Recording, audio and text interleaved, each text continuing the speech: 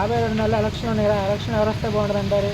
Janasena, TDP ఎందుకని? వస్తే మేము రాజధానిలో మాకు పొలాలు ఉన్నాయి, ఇల్లు ఉన్నాయి, అది ఆరోగ్యం బాగాక మేము ఏడుంటున్నాం. అది మన జగన్ గారి ప్రభుత్వంలో ఏమి లబ్ధి పొందలేదా మీరు? పింఛనే వస్తుంది అంతే, ఏం లబ్ధి పొందలేదు అంటారు? ఇంకా ఇల్లు కానీ వాలంటీర్ల గురించి ఏం చెప్తారా? మీ నుంచి ప్రజలకు ఏం చెప్తారా? ఓకే అన్న, మీ పేరు? జనసేన. 52 నెలల ఎలక్షన్ వస్తే బాగుంటుంది అంటారు? జనసేన, టీడీపీ ఎందుకని అంటారు? ఎందుకంటే ఈ వైఎస్ఆర్ ప్రభుత్వంలో కొన్ని ప్రాబ్లాల్లో ఇవి జరిగినాయి, దానివల్ల ఇలా ఉంది. వైఎస్ఆర్ ప్రభుత్వం మీరేం లబ్ధి పొందలేదా? ఏమీ లేదు, ఏమి రాలేదు మాకు. రాజధాని గురించి ఏమంటారు? రాజధాని అంటే ఇక్కడే రాజధాని అయితే బాగుంటుంది. వాలంటీర్ సచివాలయం వాళ్ళు ఏమైనా మంచి చెప్తారా? వాళ్ళు సరిగ్గా లేదు, వాళ్ళది కూడా వ్యవస్థ. వాలంటీర్ది కూడా బాగుంటుంది. నెక్స్ట్ ప్రభుత్వం వస్తే మరి వీళ్ళ పరిస్థితి ఏమంటారు? వీళ్ళ తీసేస్తారు. నెక్స్ట్ ప్రభుత్వం తీసేది తెలియదు కానీ మాట ఇప్పుడు మీ నుంచి ప్రజలకి ఏమైనా చెప్తారా? ఇచ్చేదంటే నా పేరు సింగయ్య అండి. 52 నెలల ఎలక్షన్ ఎవరు వస్తే బాగుంటుంది అంటారు? ఈ ఎలక్షన్లో అంటే ఇప్పుడు టీడీపీ, ఇప్పుడు జనసేన రెండు పొత్తు మీద వచ్చినాయి కనుక ఆ రెండు ఉమ్మడి మీద పరిపాలన చేస్తే బాగానే ఉంటాయని మేము అభిప్రాయపడుతున్నాం. ఎందుకని అలాగంటారు? ఎందుకనంటే ఇప్పుడుండే గవర్నమెంట్ అనేది తోకలుగా కూడా పెట్టారు కానీ అది ఉపయోగం లేని పథకాలు అవుతుంది. కొంతమందికి అందుతున్నాయి, కొంతమందికి అందట్లేదు. మీకేమందలేదు? మాకు ఇప్పుడు ఇది ఈ కాపు నేస్తం కింద పెట్టారు, ఆ పథకం అనేది మాకు ఇంతవరకు రాలే. పోతా నుంచి ఈ 45 సంవత్సరాల వాళ్ళకి, ఆడవాళ్ళకి పెట్టాడు అది పథకం, అదే అందలేదు. మరి మీరు ప్రశ్నించలేదా? అందలేదని చెప్పి వాలంటీర్ సచివాలయం అలా అన్ని చేయడం అడిగితే వాళ్ళు ఏమంటున్నారంటే మేము పెట్టామంటే అది రావాలి కదండి. మరి ఎందుకంటే రావట్లేదని మీరు ప్రశ్నించలేదా? మేము అడిగామండి. ఏమన్నారు మరి? అడిగితే వస్తాయండి, ఇంకా వచ్చేదని ఆల్రెడీ 5 ఏళ్ళు అయిపోయింది కదా, 5 ఏళ్ళు అయిపోయింది. ఇంకా అయిపోయిన తర్వాత ఇంకేం వస్తాయి? ఇంక రేపు కాక ఈ 10 రోజులు ఈ నెలలో ఎలక్షన్ ఉంటాయి. ఈ నెలలోపు వాళ్ళు ఏం జారీ చేస్తారు? చేయలేరు. అదొకటి. లోపాల వల్ల, చిన్న లోపాల వల్ల ఉంటున్నాయి కనుక ఇదేంటంటే వాళ్ళు మన మీద చేస్తున్నారు కనుక పరిపాలన బాగుంటుందని మేము అభిప్రాయపడుతున్నాం. ఓకే, మీ నుంచి ప్రజలకి ఏం చెప్తారా? ప్రజలకు మనం చెప్పబోయేది ఏంటంటే మంచి నాయకులు తీసుకుని ఎన్నుకోమంటున్నాం. కానీ వీళ్ళు కూడా ఏంటంటే వస్తున్నారు కనుక ఈ ఇతర మీద, ఉమ్మడి మీద, పొత్తు మీద పరిపాలన అనేది బాగుండొచ్చు అని ప్రజలు కూడా నేను తెలియపరుస్తున్నాను. ఓకే బాబు. అది అయితే ముందు రాజ్యం ఏంటంటే బాగుండాలి, ప్రజలకు మంచి పథకాలు. అంటే ఏంటది పథకాలు పెట్టి జనాలను ఇబ్బంది పెట్టే కాదు కన్నా ప్రజలకి మంచి పథకాలు పెట్టి మంచి ఉంటే బాగుంటుంది. అందులో ఒకటి ఇక్కడ ఏంటంటే ఇప్పుడు పెట్టిన మంచి పథకాలు కాదంటారు. మరి ఇప్పుడు పెట్టిన మంచి కాదని నేను అంటలే, అవి ప్రజలకు చెందట్లేదు.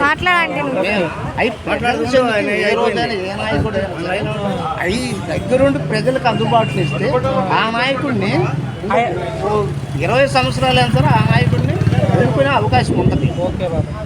20 సంవత్సరాలైనా ఎన్నుకునే అవకాశం ఉంటుంది. కానీ అవి దగ్గరికి అందుబాటులో అనేది తీసుకురావట్లేదు కదా అధికారులు. ఇప్పుడు వాళ్ళు పెట్టారు, తప్పు లేదు, అధికారులు తీసుకురావాలి. ముందు మేల్పాలి చర్యలు అధికారం తీసుకుంటే అందరికి బాగుంటుంది, ప్రజలకు బాగుంటుంది. అందులో ఒకటి ఇక్కడ ఏంటంటే కొన్ని ఫ్యాక్టరీలు అనేది స్థాపిస్తే పేదరికం నిర్మూలన అనేది కొంత తగ్గించి. నేను ఇప్పుడు ఉద్యోగాలు లేని వాళ్ళు చాలామంది ఉన్నారు.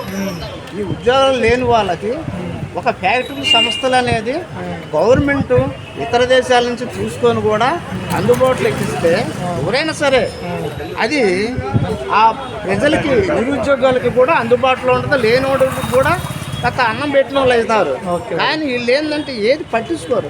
ఆ ప్రాజెక్ట్ అంటారు, ఈ ప్రాజెక్ట్ అంటారు, అది అంటారు, ఇది అంటారు, ఏది అందుబాటులోకి రాలేదు. అందువల్ల నా అభిప్రాయం ఏంటంటే వీళ్ళిద్దరూ ఉమ్మడి మీద ఉంటున్నారు కనుక కొత్త మీద ఏదన్నా రాజ్య పరిపాలన ఏదైనా సక్రంగా వచ్చే అవకాశాలు ఏమో ఉంటాయని మేము ఎదురు చూస్తున్నాం. Okay madam. విశ్వనాథ్.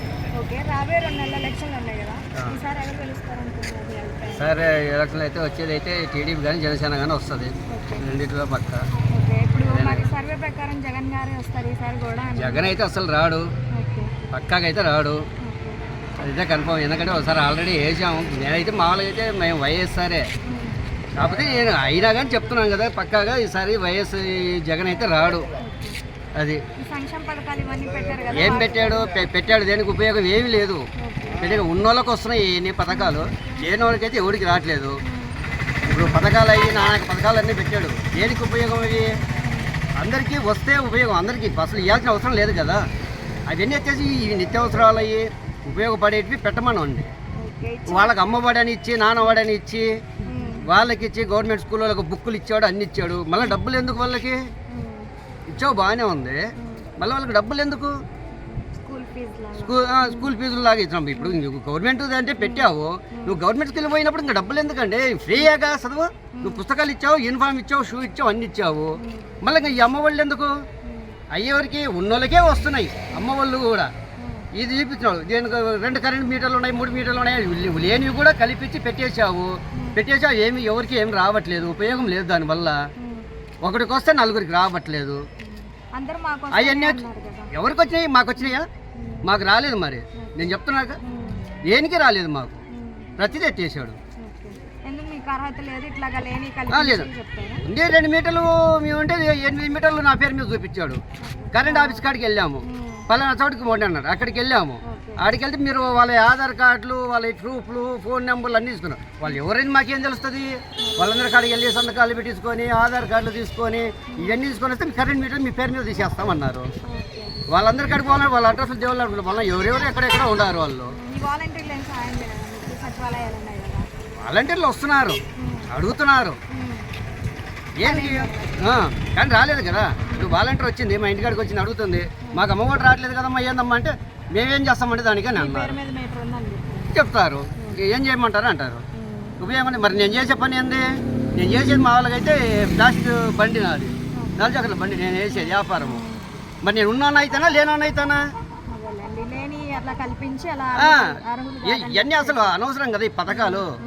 నీకు అమ్మఒళ్ళు ఇవన్నీ పెట్టాల్సిన అవసరం లేదు. నువ్వు చెయ్యి, అభివృద్ధి చెయ్యి. అమ్మఒడి పెట్టే బదులు నువ్వు ఇంకో దానికి ఉపయోగం చేయడానికి నిత్యావసర వస్తువులు రేటు తగ్గించు, 4గురు తింటారు కొనుక్కొని. అంతేగాని తీస్తున్నారు. 400 కరెంట్ బిల్లు రావాల్సింది నెలకి 1000 రూపాయలు 1200 బిల్లు వస్తుంది, డబల్ బిల్ వస్తుంది. ప్రభుత్వం మారితే ఇవన్నీ మారుతాయి అంటారు అంతేనా? ఇవన్నీ మారుతాయి, ఇంకా మారాలని మేము అనుకుంటున్నాం. మరి అది క్యాపిటల్ గురించి ఏమంటారు? మరి 3 రాజధానిలు అంటున్నారు కదా, మీరు అది కరెక్టే అంటారా? అదైతే 3 రాజధానులు అనేది కరెక్ట్ కాదు కదా. అది ఎలా కరెక్ట్ అవుతుంది? ఓకే, అందరూ పర్లేదు మాకు 3 రాజధానులు ఉంటే మంచిదే కదా అంటున్నారు కదా. ఎవరు అనుకోవడం కానీ ఒక చోట పెడితే ఏదైనా ఉపయోగం ఉంటుంది. అంతేగాని ఆడికి ఈడికి అని ఆయన తిరుగుతాడు, ఆయనకు ఉంది వెహికల్ ఉంది కదా తిరుగుతారు. 3 చోట్లకి తిరుగుతారా? లేనోడు ఇప్పుడు నుంచి ఒక ఉద్యోగస్తుడు ఉంటాడు, 3 చోట్ల తిరగాలంటే తిరుగుతాడా? ఏదో ఒక చోటుకు పోమంటే పోతాడు. అది